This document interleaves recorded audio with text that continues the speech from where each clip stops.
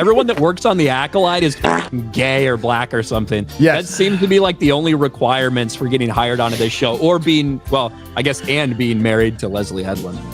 Still can't hear anything, Garrett. I haven't started it. Okay, there you go. That's probably why. That would be why.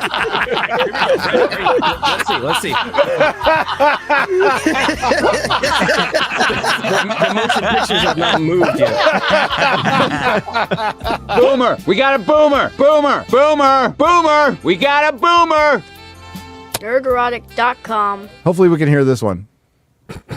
I did get in trouble for this answer at Star Wars Con. I got heat. Yeah. And in my mind, it's so funny to me because it literally, as a person who's outside and just a fan coming in, that was what was so beautiful and interesting to me. You know, people have been talking to me online about how Darth Vader is such a bad person. It's very clear, and it's very well established from those actions. But if you can't look and see that Anakin blowing up the Death Star possibly Who talks like that? Who talks like that? All those Star Wars crackers look the same, y'all. Okay, so you can't tell them apart. Oh, that's what's her name? That she's giving a softball interview. That's for sure. Perry Nemiroff from formerly of Collider, still on Collider. Yeah, and correct. And she still does like interviews for I think it's Cinemark or something like that. She's in the pre-show of the movie every time you go to the she theater. knows, like, she doesn't correct him. Like, I would like, you would have to correct him because he did it twice now. So And you can think do it in a fun way. Yeah, and you think the publicist? Well, I mean, there's the thing at the end that we didn't hear. Like, go through the whole clip again, where she tells him to shut up, which is pretty funny. But yes, I did get in trouble for this answer at Star Wars Con. I got heat. Yeah. And in my mind, it's so funny to me because it literally, as a person who's outside and just a fan coming in, that was what was so beautiful and interesting to me. You know, people have been talking to me online about how Darth Vader is such a bad person. It's very clear, and it's very well established from those actions. But if you can't look and see that Anakin blowing up the Death Star possibly killed millions and millions of people. I'm going to get in trouble for saying this right now. You should just shut up. It's just like, but that is right there. The beauty of this. You should shut up. You should shut up. You should shut up. She doesn't think it's because he's wrong. No. Is she saying? Why is she saying that? Is she saying that because he's morally justifying it, or is it because she knows? No, he's she's wrong? probably being funny. But what she probably doesn't realize that at Star Wars Celebration, like a couple years ago, that guy stepped in it by saying there was like no good and evil in Star Wars. Yeah, that's the guy. Yeah. And again, this is what's going to show. Like, it's not about somebody making a mistake and not knowing something about the universe. I don't really care about that. But it's the whole picture that gets built here with how these people approach being involved in Star Wars. You're right, Jeremy, but this isn't deep lore. This is Luke Skywalker blowing up a fucking Death Star. This is like... I know. By the way, that Death Star blew up a fucking planet. General pop culture knowledge. If I'm being as fair as possible, like, he could just be accidentally slipping up on the name twice. In theory. Dude, I've said I love The Last Jedi a fucking ton of times. All right, it's because you do. It's because you secretly do. You grifter.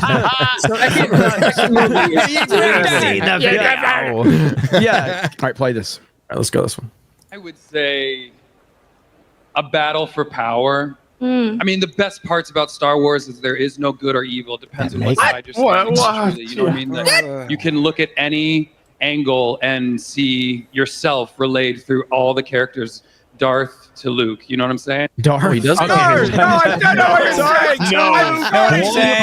one of the Darths. You know, That's quite a range there. Well, I can also see myself in Jabba the Hutt. Yeah. See myself in the pig. I can see myself in the Rancor, actually. What about the penis monster?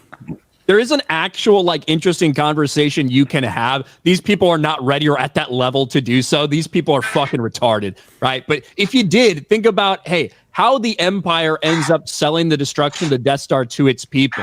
They hear a story about this fucking rebel terrorist who blows up this space station that wasn't, according to most people in the Empire, wasn't designed to blow up planets, right? Or maybe a little bit weird name, Death Star, but it was just a space station, blah, blah, blah. And he slaughtered fucking 500,000 people with one torpedo. You could tell like an interesting story from the perspective of people in the Empire getting told that propaganda. Like there's the things you could do that would make it very interesting. Yes. These are not the conversations that retards like that are ready to have. They can't even keep anything straight.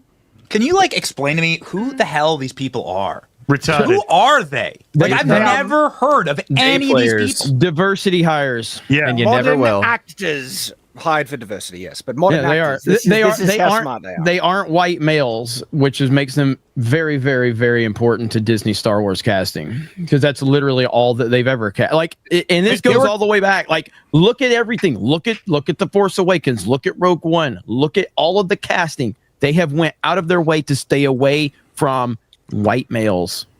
If it's white and pale, it's stale. Yep. Well, like this series specifically, people were cast based off their race and sexuality.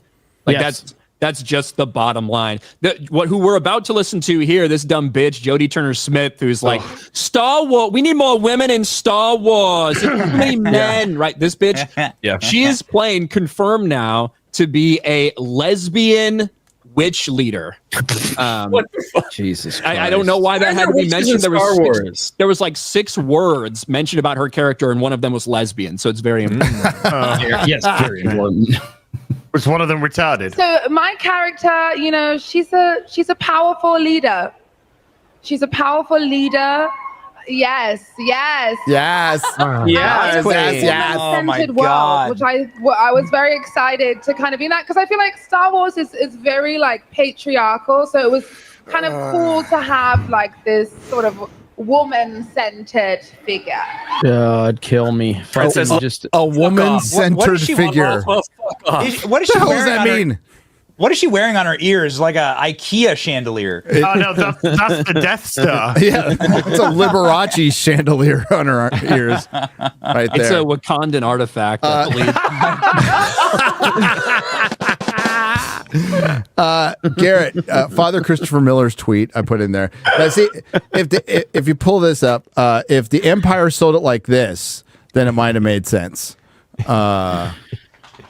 There's like is this the awkward point where we have usually Az says something really gay in those moments, but he wasn't there. No, I don't. Anyway, cock up the ass. It's awesome. The story of an orphan boy who becomes radicalized after a military strike kills his family. He is indoctrinated into an ancient religion, joins a band of rebel insurgents, and carries out a terrorist attack, killing 300,000 people. Yeah.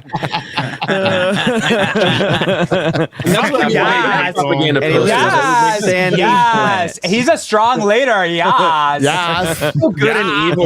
Really about, and that's the thing. Like there can be people that can't even see the truth or can be ignorant to the truth because they've been propagandized to or whatever. But when it comes to good or evil, no, it is absolutely a good and an evil in the story of Star Wars. Yeah. And just because people might have a skewed perspective doesn't mean that there's not good and evil in the universe. Mm-hmm. The entire story is about good and evil, for crying out loud. The fact that you could light side, dark side. could miss So in that, the main theme. It's insane. So did Darth Vader become evil like in the last minutes of Return of the Jedi? Like, is that what he's arguing? I don't know exactly what he's saying. I have no idea either. He probably doesn't know what he's saying. Like, isn't that the point? Like, it's a 3-series. It's like the hero's journey, like written like in the ancient Greek, right? Like, and there's a redemption arc at the very end of the trilogy. Isn't that the point? Like a redemption arc towards good, like towards some type of universal good. Yeah, like and then Anakin blew up the Death Star. Maybe is that his point? Because if he means Anakin blowing up the Death Star, he believes that at the end of Return of the Jedi and him destroying the Emperor, that's him being evil. Maybe he thinks is the Emperor the Death Star. Emperor Palpatine down is what blew up the Death Star. Yeah, is that what he thinks? Like, he might actually use that. Let's try to steel man. We're steel manning his argument right now. I think that's what it is. Everybody knows the Emperor didn't die then. I mean, well, Anakin produces Luke. So arguably, he does destroy the Death Star. Right. Through his son. Yeah, through his seed. That's even more retarded. Yeah, this is 2 + 2 = 5. No. Where's I Harvey? think it's difficult to do a show that is critical in any way of the Jedi, and I think that you saw that with Ryan's film. Do you know what I mean? Like, I think that especially in that moment, people were very nervous about saying this particular institution may not be the light and perfect, stunning group of heroes that are totally nobly intentioned. You're a writer? Like, this is how you talk? Hold on. You're supposed to have the mastery of the English language and, like, the great history and legacy of screenwriters and writers throughout Hollywood lore. Like, so people who could really, like, bend words and time and frames of the movie, like, to make it iconic. And this is how you talk? Like, you're given 10-second soundbite here and you can barely string a word together? But Benny, you see, when you're talking about things that make sense, you don't have to and She knows full well she's talking absolute fucking bollocks, and she's got to try and frame it in a way that in her eyes can make people think it makes sense.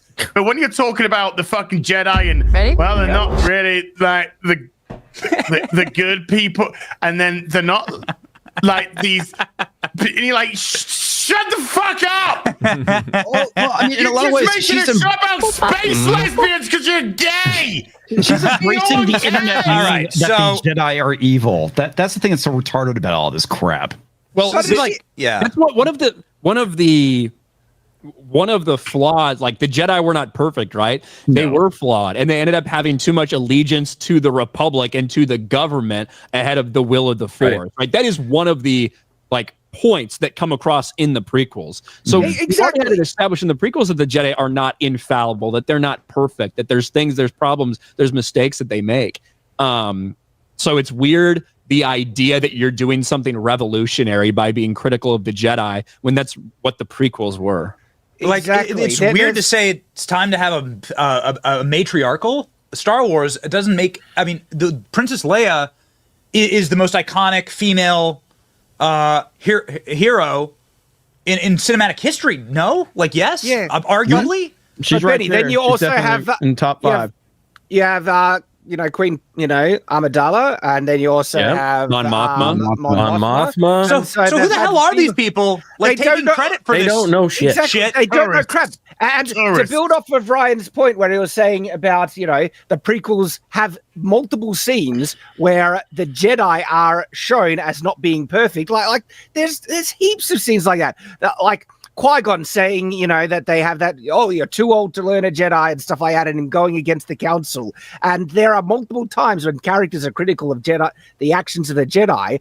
They're never, they were not presented as infallible or always right. And so the fact that they come out and say these blatantly false things, they don't know a freaking thing about the property that they have control over. But they're talking to a bunch of people that are going to repeat their talking points. It's just like the same tired argument of Black Panther being the first movie with black people in it, or a superhero movie with black people. And so many people ran with that. Oprah is renting out fucking theaters for like miles just to bring all the black kids so we can finally see there's a black superhero for you. And they eat this up because it doesn't matter. The truth is irrelevant to these freaks. They just say some shit.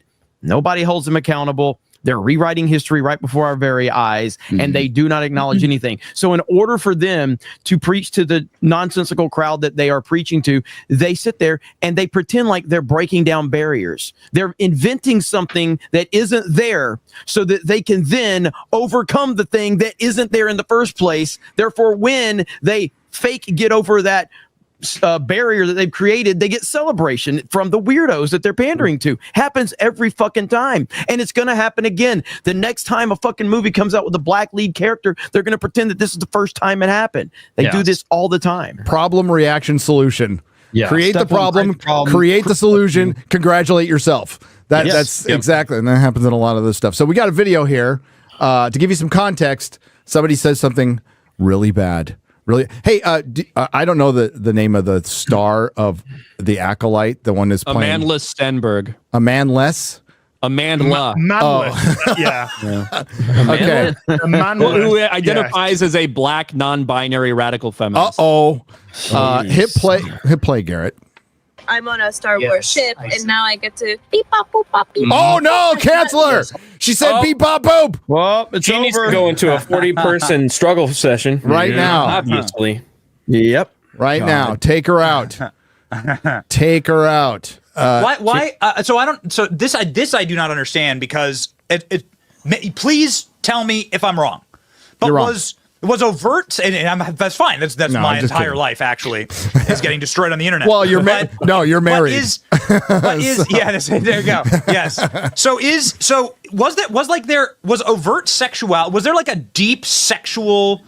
Like, was that part of Star Wars or the prequel? Like, was that like part of Star Wars where like? Well, if we're like, gonna be real, someone's sexuality was like this was this deep leading indicator for like their character and who they were.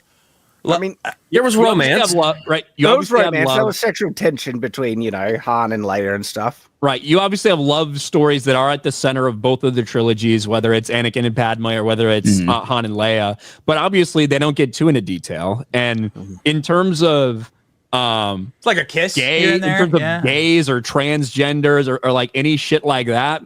C-3PO. C-3PO, the gayest right character there the whole time. All right, I stand corrected. There's a little bit of incest as well, so it goes places. That's one kid. It hits every beat. They didn't know. Shad. Speaking as a resident person from Alabama, I can promise you that was not a bad case of incest. Point that out. Run of the mill. Yep. And Don't check Ashley Biden's diary if you're bothered by that. They wanted people in trailer parks all across the world to be able to identify with a character. Oh man, I see myself in that movie. Nerdrotic.com. Please subscribe.